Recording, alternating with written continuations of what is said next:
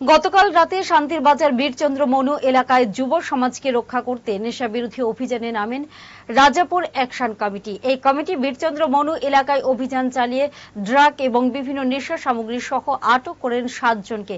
তাদের পুলিশ প্রশাসনের হাতে তুলে দেওয়া হয়। একের পর এক অভিযান চালিয়ে সাফল্য মিলছে অ্যাকশন কমিটির, কিন্তু প্রশ্ন উঠছে পুলিশ প্রশাসনের ভূমিকা নিয়ে। পুলিশ প্রশাসনের উপরে আস্থা হারিয়ে রাজাপুর এই অ্যাকশন কমিটিতে দিনের পর দিন বাড়ছে মানুষের ব্যাপক সাড়া পাওয়া যাচ্ছে।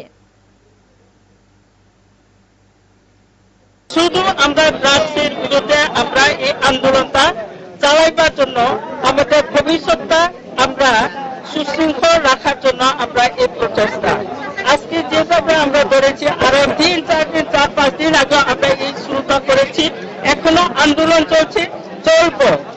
আমরা দেখছি আমাদের প্রশাসনেরা তারা এখনো চোখ বুঝে ঘুমিয়ে আছে।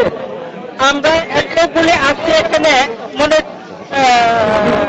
2-3 হাজারের মতো আমরা আসছি, এসে দেখি আমরা যে জায়গায় গেলাম সেখানে কোনো প্রশাসন নাই, শুধু আমরাই গিয়ে ধরে নিয়ে জিনিসটা এখানে জমা দিলে এরপরে তারা নাম লিখে এরপরে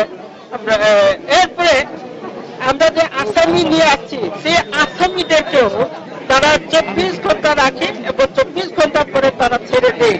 কি কারণ, কেন?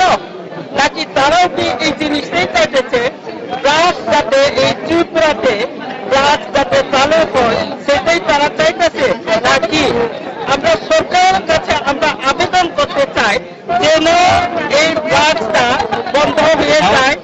আমরা আগে পরে যদি এটা বন্ধ না হয় আমরা কিন্তু বিরাট রকমের আন্দোলনটা চালিয়ে যাব।